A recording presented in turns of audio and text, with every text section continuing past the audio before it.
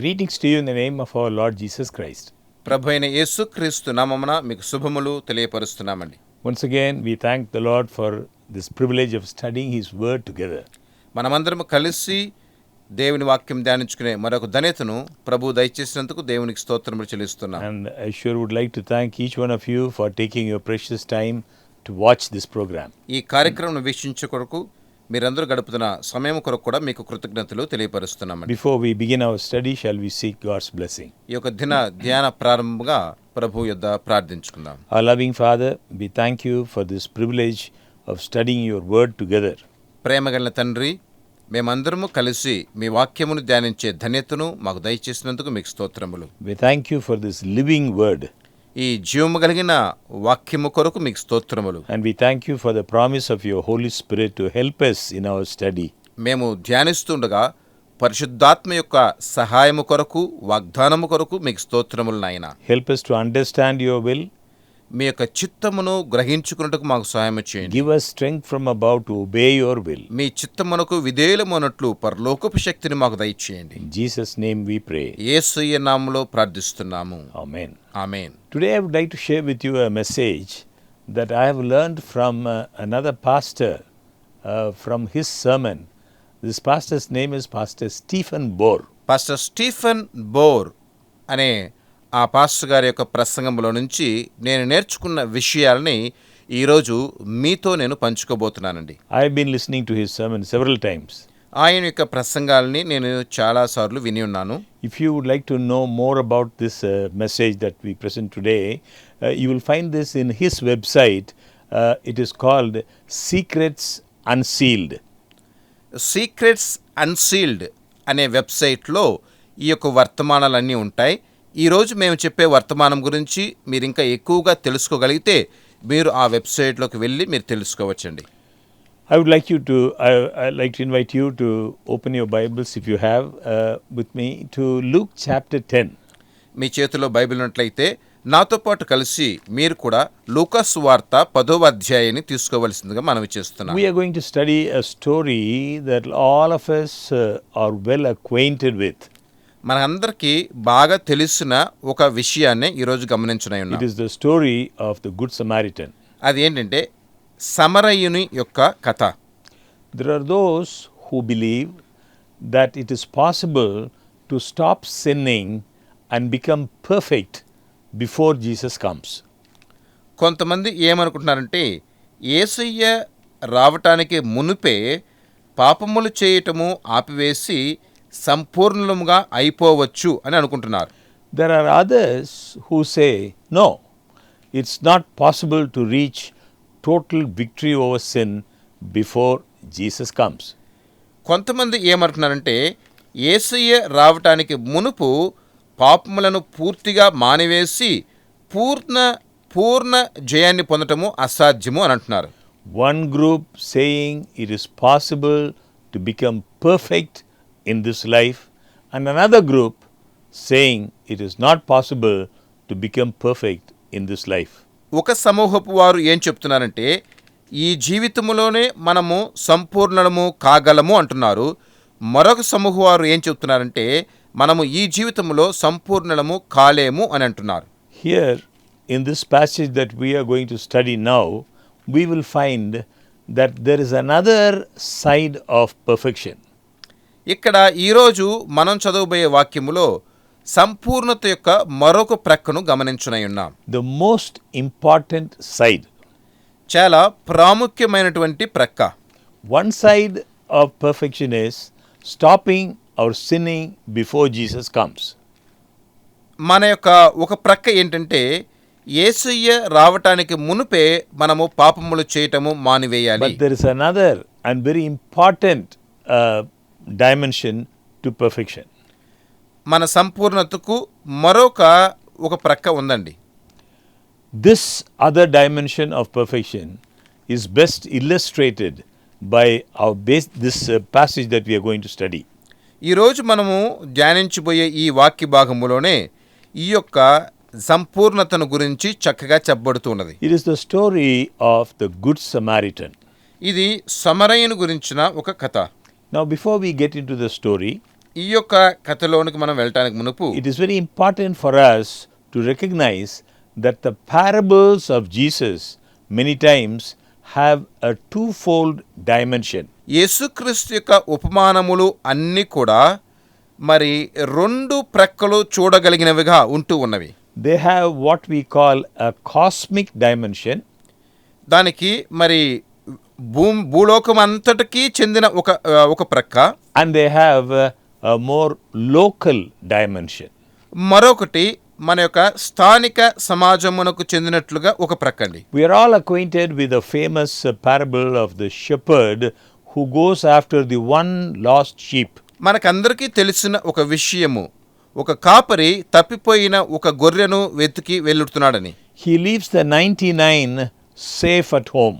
99ని గృహమునందు జాగ్రత్తగా విడిచిపెట్టి వెళ్తున్నాడు. Now usually when we think of that parable, మనము ఆ ఉపమానమును చూసినప్పుడు we believe that what it's teaching is that when people go astray from the church, we are to be good shepherds and we are to go out and bring them back to the church. మనము ఏమనుకుంటూ ఉంటామంటే, మన సంఘములో నుంచి ఒక వ్యక్తి బయటికి వెళ్ళినప్పుడు మనము మంచి కాపరిగా ఆయన్ను వెతికి వెళ్ళి ఆయన్ను మరలా సంఘములోకి తీసుకురావాలి అని అనుకుంటూ ఉంటాం. Bring them back to the fold. వారిని మరలా ఈ మందలోనికి తీసుకుని రావాలి. Certainly, this parable has this application. అదే విధంగా ఈ యొక్క ఉపమానమునకు ఇటువంటి ఒక సంప్రదన ఉందండి. But this is the local application to this parable. ఈ యొక్క ఉపమానముకు స్థానిక సంప్రదన అంటూ ఉన్నది. There is a wider dimension. దీనికి మరి చాలా వెడల్పైనటువంటి ఒక కనుదృష్టి కూడా There is ఉన్నది. a cosmic dimension to this parable. ఈ ఉపమానమునకు మన ఈ భూలోకమంతటికి చెందినటువంటి ఉపమానం ఉంది. Really, the good shepherd is Jesus. నిజంగా ఈ యొక్క మంచి కాపరి యేసయ్యనే. He said, I am the good shepherd. ఆయన చెప్తున్నాడు, నేనే మంచి కాపరిని. The sheep that were safe in the fold, the 99, represent the other worlds that never fell into sin. మందలో ఉన్నటువంటి ఈ 99 గొర్రెలు దేన్ని కనపరుస్తున్నాయంటే, ఇతర లోకములు, పాపములో పడని లోకములను కనపరుస్తున్నాయి. And that one sheep that went astray is this little world, our world. తప్పిపోయిన ఆ ఒకే ఒక గొర్రె ఈ యొక్క లోకము, ఈ చిన్న లోకమును This కనపరుస్తుంది. planet Earth. ఈ యొక్క గ్రహమైనటువంటి భూమి. And Jesus, the good shepherd, left the safety of heaven where the 99 that had not fallen were, and he came to rescue this world, which is the lost sheep. యేసయ్య ఆకాశమునందు ఆ 99 గొర్రెలాగా ఉన్నటువంటి ఇతర గ్రహాలన్నింటినీ విడిచిపెట్టి తప్పిపోయిన గొర్రెలాగా ఉన్నటువంటి ఈ భూమి మీదకి ఆయన దిగి వచ్చాడండి. That is the true perspective that the scripture gives to this parable of the lost sheep. తప్పిపోయిన గొర్రెను గురించిన ఈ లేఖనమునకు పరిశుద్ధ గ్రంథము చెప్పే భావము ఇదేనండి. Now the story of the good Samaritan is the same. మంచి సమరయుని యొక్క కథ కూడా అలాగనే. The story of the good Samaritan is not only a parable, it is a story that took place in real life. మంచి సమరయుని యొక్క కథ అన్నది ఒక ఉపమానం మాత్రమే కాదు, అది నిజ జీవితములో జరుగుతున్నటువంటి ఒక విషయం. The priest and the Levite that had passed by this individual that was in need, they were present. They were listening to Jesus when Jesus told this story. ఆ యొక్క మరి అవసరత ఉన్నటువంటి ఆ వ్యక్తిని, గాయపరచబడిన వ్యక్తిని విడిచిపెట్టి యాజకుడు లేవీయుడు వెళ్ళిపోతున్నారే, అదే ఈ ప్రస్తుత కాలములో వారు చేస్తున్న పని. Now you can imagine the surprise when Jesus tells the story and they are listening to their own experience. యేసయ్య విషయాన్ని చెప్తూ ఉండగా వారు వారి సొంత అనుభవాన్ని బట్టి దాన్ని ఆలకిస్తూనే ఉన్నారు. Now usually we say that this parable is trying to teach us that we are supposed to be good Samaritans. చూడండి, ఈ ఉపమానము మనం అందరము కూడా మంచి సమరయులముగా ఉండాలి అని చెప్తుంది అని మనం అనుకుంటూ ఉంటాం. Certainly it has that application. నిజంగానే అటువంటి ఒక సంప్రదన ఇందులో ఉన్నది. But the good Samaritan in this parable is Jesus. కానీ ఈ యొక్క ఉపమానములో మంచి సమరయుడు అన్నది యేసయ్య. Actually, as I told you, this is a story that in real life. ఇది నేను చెప్పినట్లుగా ఇది మన యొక్క నిజ జీవితములో ఉన్నటువంటి ఒక విషయం. And the person that was robbed represents this world. దొంగలించబడినటువంటి ఆ యొక్క వ్యక్తి అన్నది ఈ లోకమును కనపరుస్తుంది, Our whole human race. మానవాళిని కనపరుస్తున్నది. Once again, the parable or the story of the Good Samaritan has a cosmic dimension. మరొకసారి ఈ యొక్క ఉపమానములో మంచి సమరయుడు అని చెప్పబడినది ఈ యొక్క విశ్వమంతటికి సంబంధించిన ఉపమానం ఇది. And now I would like us to look at this parable from the perspective of its cosmic dimension. ఈ ఉపమానమును మీరు ఈ భూలోకమంతటికి విశ్వమంతటికి సంబంధించిన విధములో చూడవలసిందిగా మనవి చేస్తున్నాను. Let's go to Luke chapter 10 and start reading verse 25. లూకా సువార్త 10వ అధ్యాయము 25వ వచనం నుంచి మనం చదువుదామండి.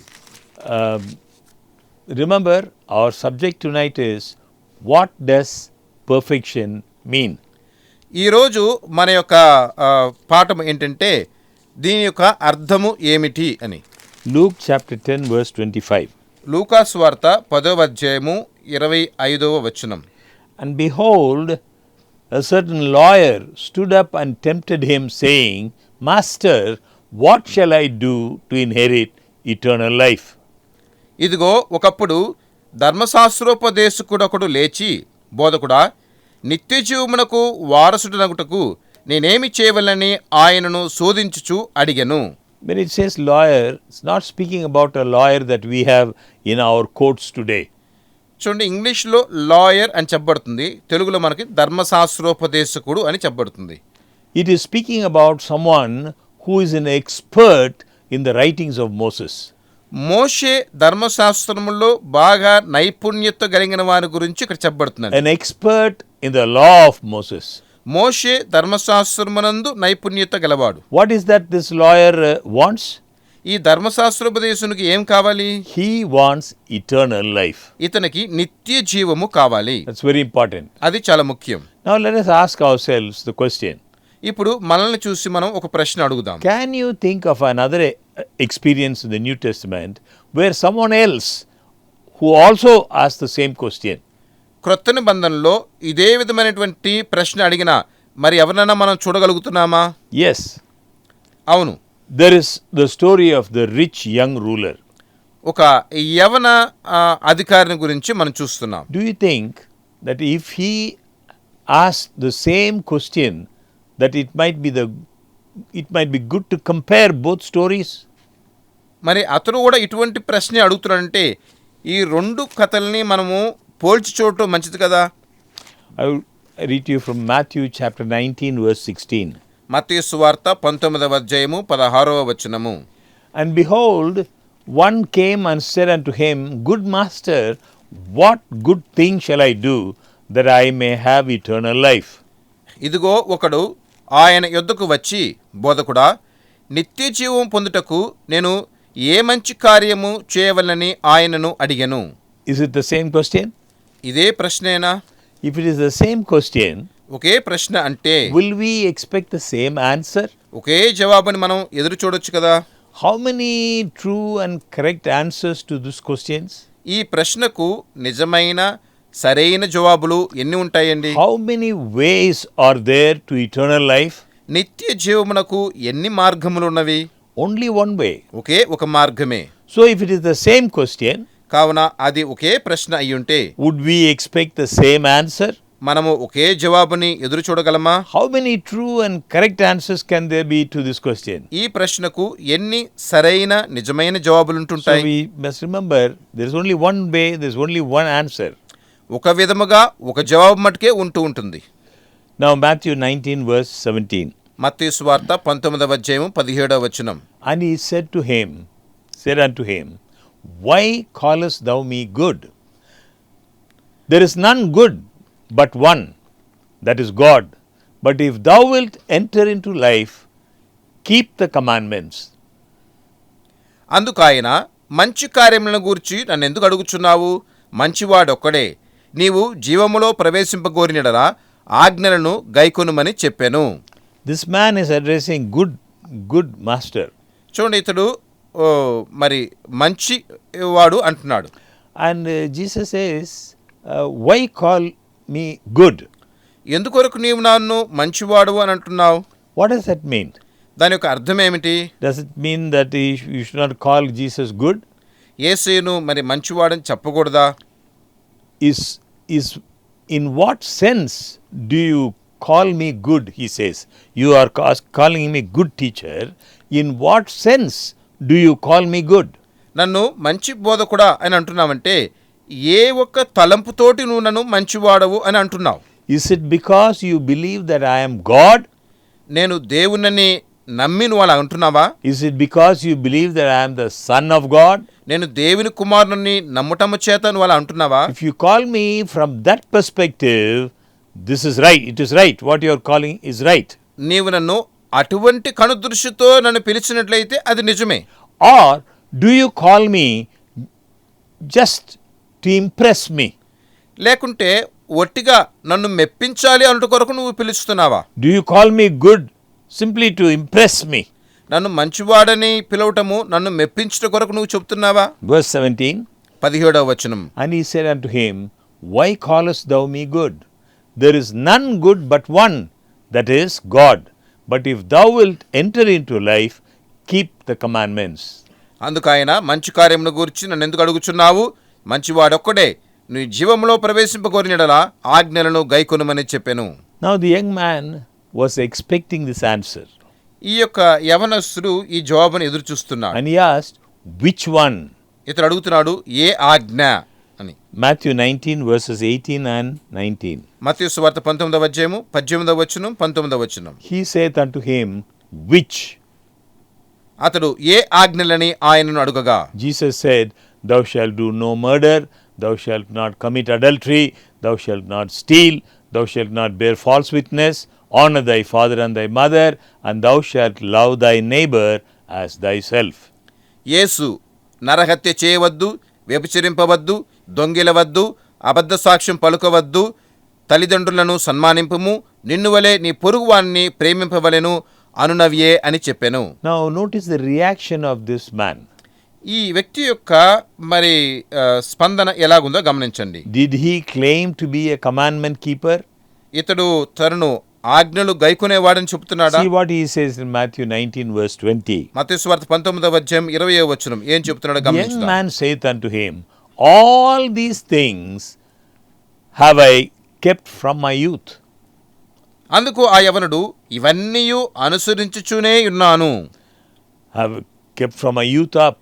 నా యొక్క యవన ప్రాయము నుంచే వీటిని What అనుసరిస్తున్నాను. lack I yet? ఇకను నాకు కొదువ ఏమి అని అడుగుతున్నాడు. He was a good man. ఇతడు మంచివాడు. He was a morally good man. ఇతడు తన యొక్క నైతిక జీవితంలో మంచివాడే. Now notice what Jesus says to him. ఇక్కడ యేసయ్య అతనితో ఏమంటున్నాడో Verse గమనిస్తాం. 21. 21వ వచనం. Matthew 19:21. మత్తయి సువార్త 19వ అధ్యాయం 21వ వచనం. Jesus said unto him, if thou wilt be perfect, go and sell that thou hast, and give to the poor, and thou shalt have treasure in heaven, and come and follow me.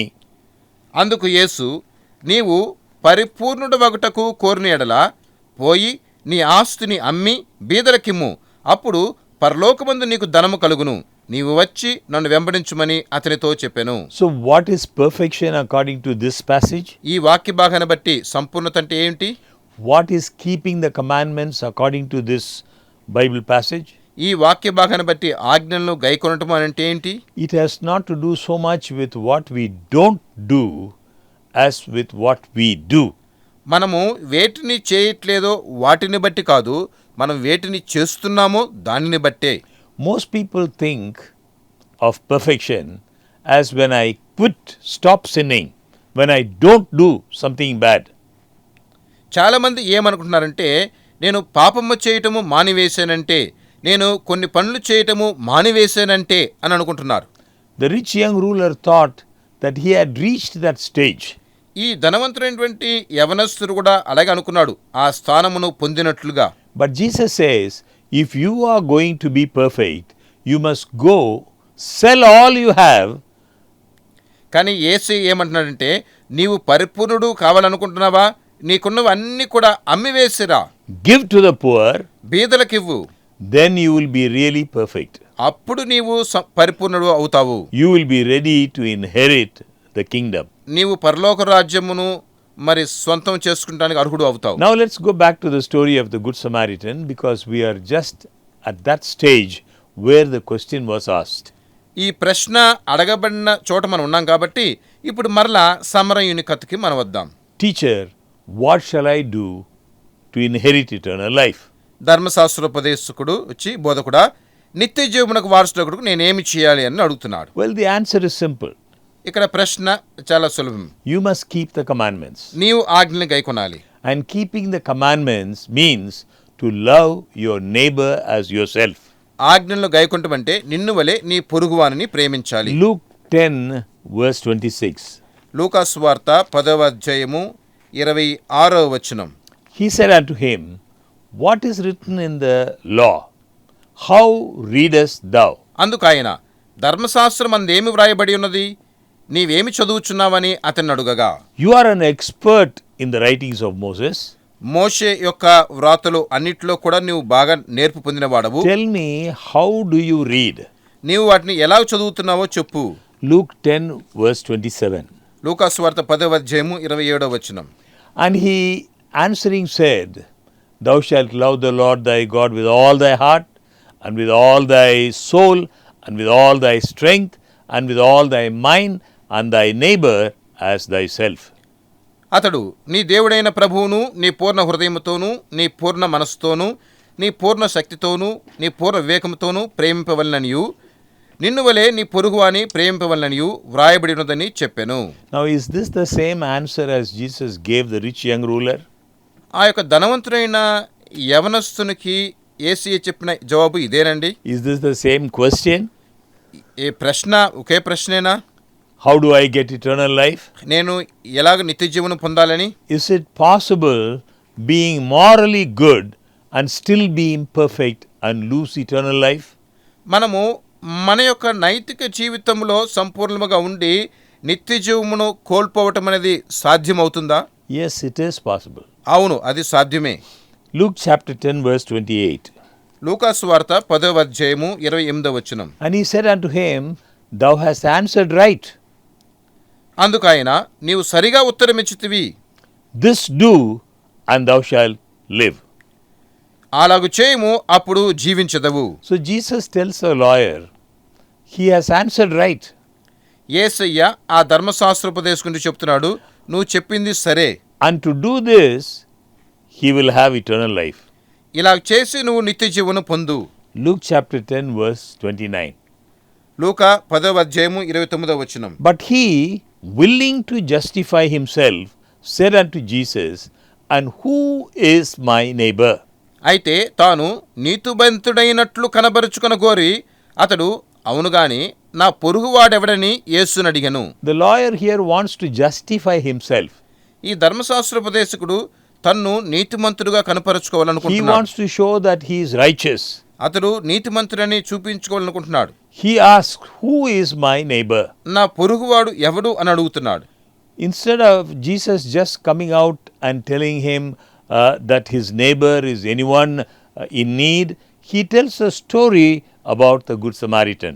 తన యొక్క పొరుగువాడంటే ఏదో ఒక అవసరతలో ఉన్నవాడు అని చెప్పటానికి బదులు యేసయ్య ఈ సమరయుని యొక్క కథను చెబుతున్నాడు.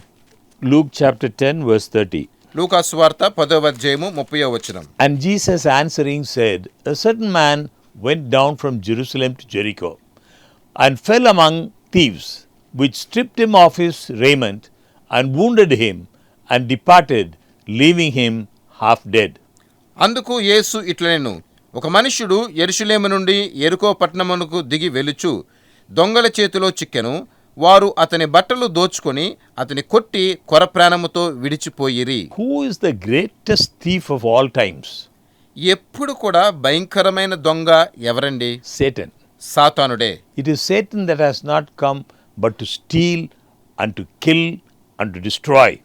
సాతానుడు మనలను దోచుకున్నటకు, మరి మనల్ని చంపుటకు నశింపచేయటకు వస్తున్నాడు. Jesus says in John chapter 10 verse 10, the thief cometh not but for to steal and to kill and to destroy. I am come that they might have life and that they might have it more abundantly.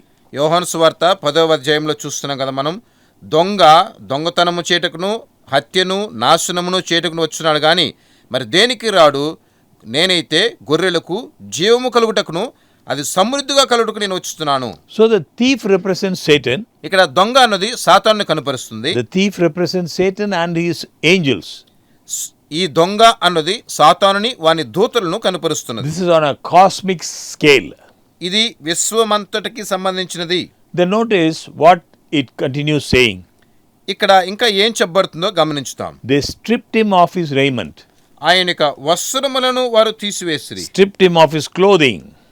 ఆయన యొక్క వస్త్రాలు కూడా వారు దోచుకున్నారు. What does clothing represent in the Bible? ఈ బట్టలు దోచుకుంటా ఈ వస్త్రాల గురించి పరిశుద్ధ గ్రంథం ఏం చెప్తుంది? Symbolically, it represents righteousness. మనక వస్త్రము అనంటే నీతిని కనపరుస్తుంది. In other words, the thieves stripped man of righteousness. ఇంకా చెప్పాలంటే ఆ దొంగ ఆ మనిషిని యొక్క నీతిని తీసివేశాడు. And wounded him. వాడిని గాయపరిచాడు. Let me ask you something. ఇక్కడ ఒక ప్రశ్న అడుగుతాను. Has the devil stripped humanity of righteousness? సాతానుడు మానవుల యొక్క నీతిని తీసేసాడా? Has the devil wounded humanity? మానవాళిని సాతానుడు గాయపరిచి ఉన్నాడా? Do we live in a world that is wounded and sick and ailing and dying? గాయపరచబడినటువంటి మరి వ్యాధికి గురైనటువంటి మరణమునకు గురవుతున్నటువంటి లోకములో మనం జీవిస్తున్నామా? Yes. అవును. It says they departed leaving him half dead. ఇక్కడ చెప్పబడుతుంది వానిని కొట్టి మరి వాని కొరప్రాణంతో విడిచిపెట్టి వెళ్ళారు. How much hope was there for this man if nobody came to help him? చూడండి, అతనికి సహాయం చేయడానికి ఎవరు దగ్గరికి రాకపోతే ఆయనకు పరిస్థితి ఏమై ఉంటుంది? What would have happened to him? అతనికి ఏం జరిగి ఉంటుంది? He would have died. అతడు మరణించుంటాడు. What would have happened to this world that was wounded and stripped of righteousness if the Good Samaritan had not come from heaven? బట్టలు దోచుకొని కొట్టబడి కొరప్రాణంతో విడిచిపెట్టబడినటువంటి ఈ లోకమునకు క్రీస్తు గాని రాకపోయి ఉంటే ఏం జరిగి ఉంటుంది? Our human race would have perished. మన మానవాళి మొత్తం కూడా నశించిపోయి ఉంటారు. Luke chapter 10 verse 31. లూకాసు వార్త 10వ అధ్యాయం 31వ వచనం. And by chance there came down a certain priest that way, and when he saw him, he passed by on the other side. అప్పుడు ఒక యాజకుడు ఆ త్రోవను వెల్లుట తటస్థించెను. అతడు అతన్ని చూచి ప్రక్కగా పోయెను. Do you think that this priest was a good man? ఈ యాజకుడు మంచివాడని మీరు అనుకుంటున్నారా? Priests were all Levites, not all Levites priests. యాజకులు అందరూ కూడా లేవీయులే, కానీ లేవీయులందరూ యాజకులు కాదు. He kept the commandments. వారు ఆజ్ఞలు గైకుంటున్నారు. He gave tithe. వారు దశమభాగం ఇస్తున్నారు. He practiced the law of health. మంచి ధర్మశాస్త్రాన్ని He పాటిస్తున్నారు. was a good, morally righteous person. వారి యొక్క నైతిక జీవితములో అన్నిట్లో కూడా మంచిగానే But the ఉంటున్నారు. priest does not even come close.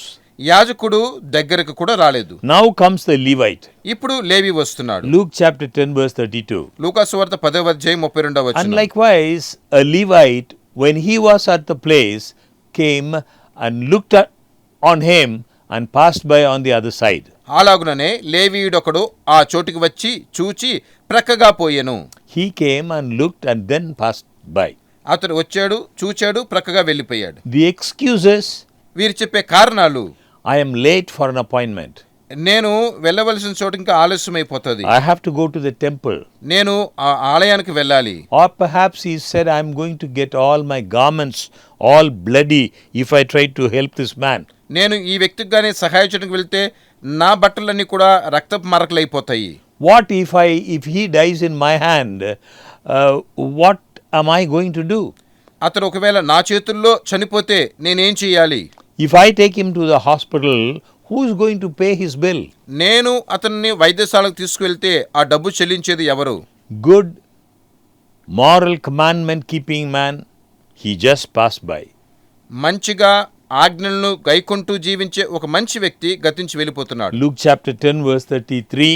లూకా సువార్త 10:33. But a certain Samaritan, as he journeyed, came where he was, and when he saw him, he had compassion on him. అయితే ఒక సమరయుడు ప్రయాణమైపోవచ్చు, అతడు పడి ఉన్న చోటికి వచ్చి అతన్ని చూచి అతని మీద జాలిపడి. The Samaritan was from another country. చూడండి, ఈ సమరయుడు వేరొక దేశం నుంచి వస్తున్నాడు. Jesus came to this world from another country. యేసయ్య ఈ లోకమునకు వేరొక దేశం నుంచి వచ్చాడు. Luke chapter 10 verse 34. లూకా సువార్త 10:34. And went to him and bound up his wounds, pouring in oil and wine, and set him on his own beast, and brought him to an inn, and took care of him. దగ్గరకు పోయి నూనెయు ద్రాక్షారసమును పోసి అతని గాయములను కట్టి తన వాహనం మీద ఎక్కించి ఒక పూటకుల వాని ఇంటికి తీసుకుని పోయి అతన్ని పరామర్శించెను. He had compassion on him. ఆయన ఇతని మీద దయదలిచాడు. Went to him and bandaged his wounds. దగ్గరకు వెళ్ళాడు, వాని గాయములను కట్టాడు. What does the oil represent? నూనె దేన్ని కనుపరుస్తుంది? What were the remedies of this man wounded? గాయపడినటువంటి ఈ యొక్క వ్యక్తి యొక్క పరిష్కారం ఏంటి? What are the remedies for this ailing world? ఈ యొక్క గాయపరచబడినటువంటి ఈ లోకముకు పరిష్కారం ఏంటి? The remedies for this hurt and wounded man were oil and wine.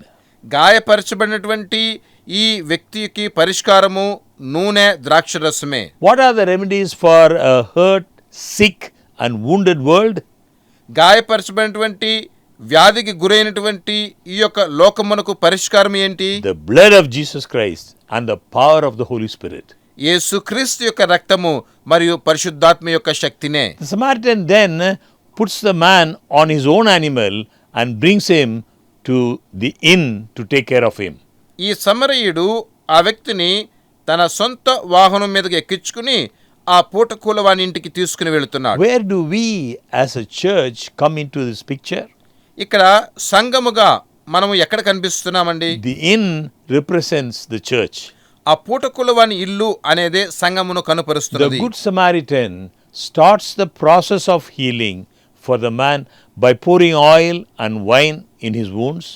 ఈ యొక్క సమరయుడు ఆ గాయమును మాన్పే ఆ క్రమములో ఆ పద్ధతిలో నూనె పోస్తున్నాడు, ద్రాక్ష రసం పోస్తున్నాడు. Puts him on his animal, తన వాహనం మీదకి ఎక్కిస్తున్నాడు, takes him and puts him in contact with the inn. తీసుకెళ్లి ఆ పూటకుల వాని ఇంట్లో ఉంచుతున్నాడు. That's a hospital. అదే వైద్యశాల. Verse 35.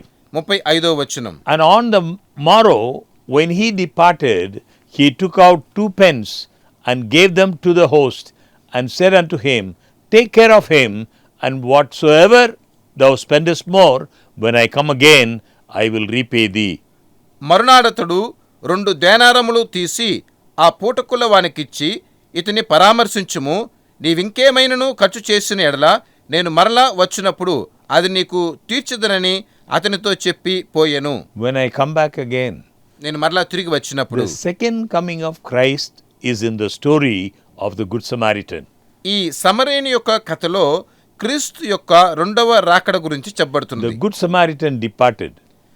మంచి సమరయుడు బయలుదేరి వెళ్ళిపోయాడు. Was the wounded man totally restored? గాయపరచబడిన వ్యక్తి పూర్తిగా సరిచేయబడ్డా? No. లేదు. Where was he to be restored to total health? ఆయన యొక్క ఆరోగ్యము ఎప్పుడు సరిచేయబడుతుంది? At the inn. ఆ యొక్క పూటకులవాని ఇంటిలో. Before he left, did he give resources to the innkeeper to restore this man to health? ఆయన వెళ్ళటానికి మునుపు ఈ వ్యక్తి యొక్క ఆరోగ్యము సరి అవ్వటానికి ఆ పూటకులవానికి ఏమైనా ఇచ్చాడా? What is the church supposed to do to those who come in contact with the church? సంఘములోనికి వచ్చేవారికి ఈ సంఘము మరి ఏం చేయాలి? Many times we think the church is a museum for saints instead of a hospital for sinners. చాలాసార్లు మనం ఏమనుకుంటున్నామంటే మన యొక్క ఆలయము అనేది పాపులకి వైద్యశాల కాదు, పరిశుద్ధులకి ఒక మ్యూజియం లాగా అనుకుంటున్నాం. Has God given resources to the church? దేవుడు ఆలయానికి మంచి వస్తువులను ఇచ్చాడా? When I come again. నేను మరలా తిరిగి వచ్చినప్పుడు. Also there is a second coming of the Good Samaritan. ఈ సమరయుని యొక్క రెండవ రాకడ కూడా ఉన్నది. What is he going to do when he comes the second time? రెండవసారి వచ్చినప్పుడు ఆయన ఏం చేయబోతున్నాడు? He is going to reward the innkeepers. ఆ యొక్క పూటకుల వాని ఇంటికి దాన్ని గమనించే వారికి ఆయన ప్రతిఫలం ఇవ్వబోతున్నాడు. Now we come to the key question. ఇప్పుడు ఒక ముఖ్యమైన ప్రశ్న. What do I need to do to inherit eternal life? నిత్య జీవనం పొందుటకు ఇప్పుడు నేను ఏం చేయాలి? What is the other side? దాని యొక్క మరొక ప్రక్క ఏంటి? Loving our neighbors. మన పొరుగు వారిని ప్రేమించాలి. Loving those who are in need. అవసరతలో ఉన్న వారిని ప్రేమించాలి. Using our resources to reach out to the humanity that is ailing. అవసరతలో ఉన్నవారు మరి ఆసక్తితో ఎదురు చూసే వారి యొక్క ఈ మానవాళికి మనం మేలు చేయాలి. Matthew chapter 5 verses 38 to 39. మత్తయి సువార్త 5వ అధ్యాయము 38వ వచనం Ye have 39వ వచనం. heard that it hath been said, an eye for an eye, and a tooth for a tooth. But I say unto you, that ye resist not evil.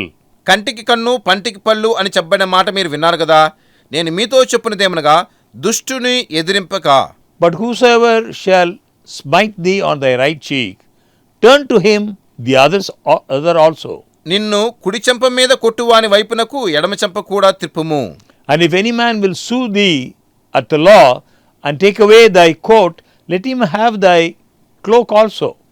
ఎవడైనా నీ మీద వ్యాజ్యం వేసి నీ అంగీ తీసుకొన గోరినడలా వానికి నీ పై వస్త్రము కూడా ఇచ్చివేయము. And whosoever shall compel thee to go a mile, go with him twain. ఒకడు మైలు దూరము రమ్మని నిన్ను బలవంతము చేసినట్లా వానితో 2 మైళ్ళు వెళ్ళుము. Ye have heard that it hath been said, thou shalt love thy neighbor and hate thine enemy. నిన్ను అడుగువానికిమ్ము, నిన్ను అప్పు అడుగ గోరువాని నుండి నీ ముఖము త్రిప్పుకొనవద్దు.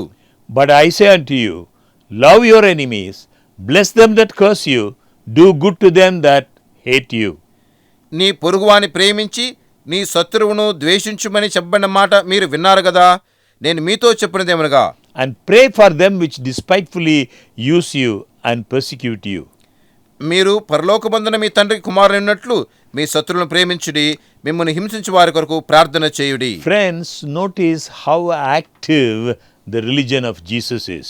ప్రియులారా, బాగా గమనించండి, యేసుక్రీస్తు యొక్క మార్గము ఎంత చక్కగా ఉన్నది అని. It is not simply passive. అది ఒట్టిగా ఏమీ పని చేయకుండా ఉండేది కాదండి. Jesus' religion, the religion of Jesus is love, bless, do good, pray. యేసుక్రీస్తు యొక్క మార్గము అన్నది మేలు చెయ్యి, మరి ప్రార్థన చెయ్యి, ఎప్పుడు క్రియ చేస్తూ ఉండు అనేది. Why should we react this way? ఎందుకొర మనం ఈ విధంగా క్రియ చేయాలి? Matthew 5:45.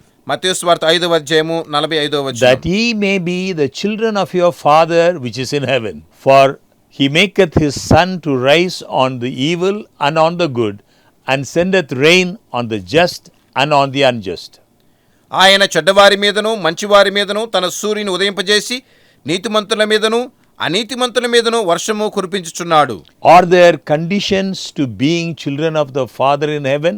చూడండి, ఇది పరలోకమందున్న పిల్లల కొరకనే ఒక ప్రశ్న ఇది. What are the conditions ఇక్కడ నిబంధనలు ఏంటి? to being children of the Father in heaven? పరలోకమందునటువంటి తండ్రి యొక్క పిల్లలుగా ఉండుటకు The conditions: నిబంధనలు, love, Prema, bless, ఆశీర్వదించడం, do good, మేలు చేయండి, pray for our enemies. శత్రువుల కొరకు ప్రార్థించండి. Matthew chapter 5 verse 46. మత్తయి సువార్త 5వ అధ్యాయం 46వ వచనం. For if ye love them which love you, what reward have you?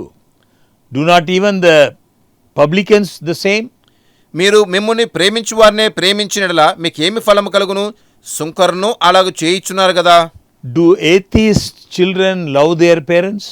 నాస్తికుల యొక్క పిల్లలు వారి తల్లిదండ్రులను ప్రేమిస్తున్నారా? Do atheist people love friends?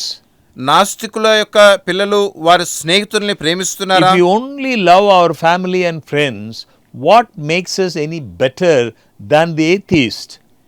మీ కుటుంబాన్ని మీ పిల్లల మటుకే ప్రేమిస్తూ ఉంటే నాస్తికులకి మీకు ఉన్న వ్యత్యాసం ఏమిటి? This is what Jesus is saying here in these verses. ఇదే ఈ వాక్యములో యేసయ్య చెప్పే విషయం. Matthew 5:47. మత్తయి సువార్త 5వ అధ్యాయము 47వ వచనం. And if ye salute your brethren only, what do ye more than others? Do not even the publicans so? మీ సహోదరులకు మాత్రము వందనము చేసిన యెడల మీరు ఎక్కువ చేయుచున్నదేమి? అన్ని జనులను అలాగు చేయుచున్నారు కదా. Be therefore perfect, even as your Father which is in heaven is perfect. పరలోకమందున మీ తండ్రి సంపూర్ణుడై ఉన్నట్లు మీరును పరిపూర్ణులై ఉండుడి. Perfection, according to these verses in Matthew 5:38 to 48, perfection మత్తయి సువార్త 5వ అధ్యాయము 38వ వచనం నుంచి 48వ వచనం వరకు చెప్పబడిన దాని ప్రకారం సంపూర్ణత అన్నది agreement with the stories of the Good Samaritan and that young man. ఆ మంచి సమరయుడు, ధనవంతుడైన ఆ యవనస్తుడు, వీరితోటి ప్రభువు చెప్పే మాట. Is perfection loving as God loves? సంపూర్ణత అనేది దేవుడు ప్రేమించినట్లు ప్రేమించటమేనా? Does it mean loving, blessing, doing good, praying for others? ప్రేమించటము, ఆశీర్వదించటము, ఇతరుల కొరకు ప్రార్థించటము అనేనా? In Luke chapter 6, there is the same passage that we just studied in Matthew chapter 5. మత్తయి సువార్త 5వ అధ్యాయంలో చదివిన అదే వాక్య భాగము లూకా సువార్త 6వ అధ్యాయంలో చెప్పబడుతుందండి. Luke chapter 6 verses 27 to 31. లూకా సువార్త 6వ అధ్యాయము 27వ వచనం నుంచి 31వ వచనం వరకు. But I say unto you which hear, love your enemies, do good to them which hate you, bless them that curse you, and pray for them which despitefully use you. వినుచున్న మీతో నేను చెప్పునదేమనగా, మీ శత్రువులను ప్రేమించుడి, మిమ్మును ద్వేషించు వారికి మేలు చేయుడి, మిమ్మును శపించు వారిని దీవించుడి, మిమ్మును బాధించు వారి కొరకు ప్రార్థన చేయుడి. And unto him that smiteth thee on the one cheek, offer also the other. నిన్ను ఒక చెంప మీద కొట్టువాని వైపునకు రెండవ చెంప కూడా త్రిప్పుము. And him that taketh away thy cloak, forbid not to take thy coat also. నీ పైబట్ట ఎత్తుకొని పోవానిని నీ అంగీని కూడా ఎత్తుకొని పోకుండా అడ్డగింపకము. Give to every man that asketh of thee, and of him that taketh away thy goods, ask them not again. నిన్నడుగు ప్రతివానికిని ఇమ్ము, నీ సొత్తు ఎత్తుకొని పోవు వాని యొద్ద దాని మరలా అడుగవద్దు. And as ye would that men should do to you, do ye also to them likewise. మనుషులు మీకేలాగు చేయవలని మీరు కోరుదురో అలాగు మీరును వారికి చేయుడి. For if you love them which love you, what thank have ye? మిమ్మును ప్రేమించు వారినే మీరు ప్రేమించినట్లా మీకేం మెప్పు కలుగును? For sinners also love those that love them. పాపులను తమ ప్రేమించు వారిని ప్రేమింతురు కదా. And if ye do good to them which do good to you, what thank have ye? For sinners also do even the same. మీకు మేలు చేయు వారికే మేలు చేసినట్లా మీకేమి మెప్పు కలుగును? పాపులను అలాగే చేతురు కదా. And if ye lend to them of whom you hope to receive, what thank have ye? మీరెవరి యొద్ద మరలా పుచ్చుకొనవలని నిరీక్షింతురో వారికి అప్పు ఇచ్చినట్లా మీకేం మెప్పు కలుగును? For sinners also lend to sinners to receive as much again. పాపులను తామిచ్చినంత మరలా పుచ్చుకొనవలని పాపులకు అప్పు ఇచ్చెదరు కదా. But love your enemies. మీరైతే మీ శత్రువులను ప్రేమించుడి, Do good. మేలు చేయుడి, Lend, hoping for nothing again. అప్పు ఇయుడి, అప్పుడు మీ ఫలము గొప్పదైండును. And your reward shall be great, and ye shall be the children of the highest. For he is kind unto the unthankful and to the evil. మీరు సర్వోన్నతుని కుమారులైందురు, ఆయన కృతజ్ఞత లేని వారి ఎడలను దుష్టుల ఎడలను ఉపకారి అయి ఉన్నాడు. Remember that the conclusion in Matthew 5 was to be perfect as your heavenly Father is perfect. మత్తయి సువార్త 5వ అధ్యాయంలో ఏమి చెప్పబడిందంటే, మీ పరలోకపు తండ్రి పరిపూర్ణుడైనట్లు మీరును పరిపూర్ణులుగా ఉండుడి. What is the conclusion in Luke chapter 6? లూకా సువార్త 6వ అధ్యాయంలో ఏం చెప్పబడుతుంది? Be ye therefore merciful as your Father also is merciful. మీ పరలోకపు తండ్రి కనికరం గలవాడై ఉన్నట్లు మీరును కనికరం గలవారై ఉండుడి. So friends, what is perfection? ప్రియులారా, సంపూర్ణత అంటే ఏమిటి? What is being perfect as the Father is perfect? తండ్రి సంపూర్ణుడై ఉన్నట్లు మనం కూడా సంపూర్ణంగా ఉండాలంటే అర్థమేంటి? The young man was a good moral person. ఈ యవనస్తుడు మంచి నైతిక జీవితం గలవాడు. The priests and the Levites, they followed the law. యాజకులు, లేవీయులు ధర్మశాస్త్రమును అనుసరించిన వారు. Their problem was they were missing the positive side of perfection. వారి యొక్క సమస్య ఏంటంటే సంపూర్ణతలో అనుకూలమైనటువంటి ఆ ప్రక్కను వారు కోల్పోయి ఉన్నారు. They were very careful in keeping the law. ధర్మశాస్త్రమును గైకొనటములోనే శ్రద్ధ చూపిస్తున్నారు. They were very careful in obeying word for letter to the letter, the law. ధర్మశాస్త్రమునే అక్షరాన్ని పాటించాలని చాలా జాగ్రత్త కలిగి ఉంటున్నారు. They had, it seemed, to cease to do evil, but the good did not dwell in their hearts. కీడు చేయటము వారు మానేరు, కానీ మేలు చేయాలన్నది వారి హృదయంలో లేకుండా పోయింది. Probably they were not stealing, they were not committing adultery, they were not doing many other evil things. వారు వ్యభిచరించకపోయి ఉండవచ్చు, వారు మరి దొంగతనము చేయకుండా పోయి ఉండవచ్చు, చాలా కీడైన విషయాలు మానేసి ఉండవచ్చు. But they lacked mercy. కానీ వారు కనికరమును కోల్పోయారు. When the great judgment day comes, God will not ask us, how much do we know? తీర్పు దినమున మరి మనకి ఎంత విషయము ఏం తెలుసు అని ప్రభు అడగడు. He will not ask us, what did we know? మనకి ఏం తెలుసు అది అడగడు దేవుడు. Jesus will ask us, what did we do for a world that was hurting in pain and suffering? ఈ యొక్క బాధలో, ఈ శ్రమలో ఉన్నటువంటి ఈ లోకమునకు మనం ఏమి చేశాము అని అడుగుతాడు. Matthew 25:31. మత్తయి సువార్త 25 When the Son of Man shall come in his glory, and all the holy angels with him, then shall he sit upon the throne of his glory.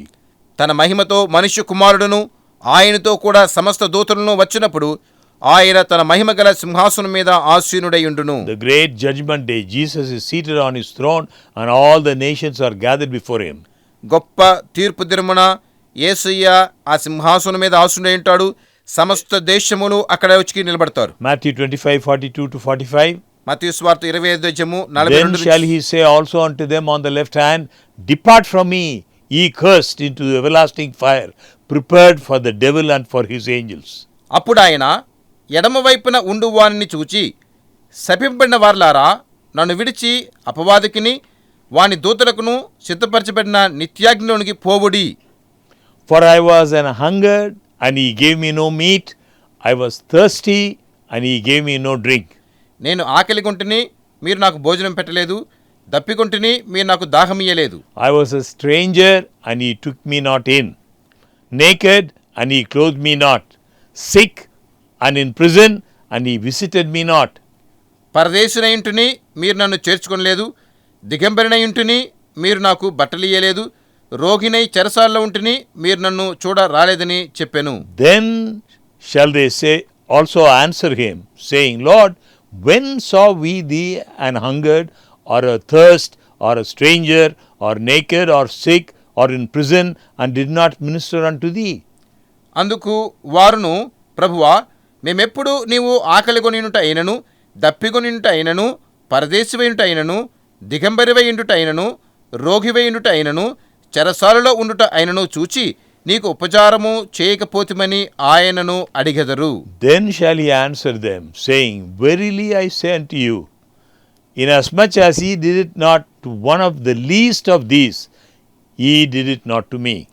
అందుకు ఆయన, మిక్కిలి అల్పులైన వీరిలో ఒకనికైనను మీరు ఎలాగూ చేయలేదు గనుక నాకు చేయలేదని మీతో నిశ్చయముగా చెప్పుచున్నానని వారితో అనును. Matthew 5:48. మత్తయి సువార్త 5:48. But be ye therefore perfect, even as your Father which is in heaven is perfect. మీ పరలోకపు తండ్రి పరిపూర్ణుడు గనుక మీరును పరిపూర్ణులుగా ఉండెదరు. Luke 6:36. Luka 6:36. Be ye therefore merciful, as your Father also is merciful. మీ తండ్రి కనికరం గలవాడై ఉన్నట్లు మీరును కనికరం గలవారై ఉండుడి. So what do we understand? What is perfection?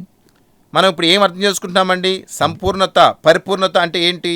Be therefore perfect, even as your Father which is in heaven is perfect. పరలోకమందున తండ్రి పరిపూర్ణుడై ఉన్నట్లు మనం కూడా పరిపూర్ణముగా ఉండాలి. Be therefore merciful, as your Father also is merciful. మీ తండ్రి కనికరం గలవాడై ఉన్నట్లు మీరును కనికరం గలవారై ఉండుడి. Friends, perfection is not just a passive, something that is passive. ప్రియులారా, పరిపూర్ణత అనున్నది ఏదో తానుగా వచ్చేది కాదు. I don't do this, I don't smoke, I don't steal, I don't commit adultery, I don't tell lie. It's not only something passive. నేను అబద్ధం ఆడట్లేదు, నేను దొంగలించట్లేదు, నేను ఇది చేయట్లేదు, అది చేయట్లేదు అని అలా కాదు. God wants us to understand that perfection is active. పరిపూర్ణత అనేది మనము ప్రయాసతో కూడినది. మనం ప్రయాసపడాలి. You love, you bless, you lend. మీరు ప్రేమించాలి, మీరు ఆశీర్వదించాలి, మిమ్మల్ని అడుగువారికి మీరు ఇవ్వాలి, You pray. మీరు ప్రార్థించాలి. Be therefore merciful as your Father also is merciful. మీ తండ్రి కనికరం గలవాడైనట్లు మీరును కనికరం గలవారుగా ఉండవలెను. Shall we pray? ప్రార్థించుకుందాం. Our loving Father, we thank you once again for these living words. ప్రేమగలిగిన తండ్రి, ఈ యొక్క జీవముగలిగిన వాక్కుల వరకు మీకు స్తోత్రములు చెల్లిస్తున్నాం. How often we try to be perfect మనము సంపూర్ణంగా ఉన్నట్లునైనా మేము ఎన్నోసార్లు ప్రయత్నం and చేస్తున్నాం, how often we fail. కానీ ఎన్నోసార్లు మేము తప్పిపోతూ ఉన్నాం. This evening you have taught us another lesson. ఈ సాయంకాలంన మీరు మాకు మరొక పాఠమును నేర్పించున్నారు. To be perfect is to be merciful also.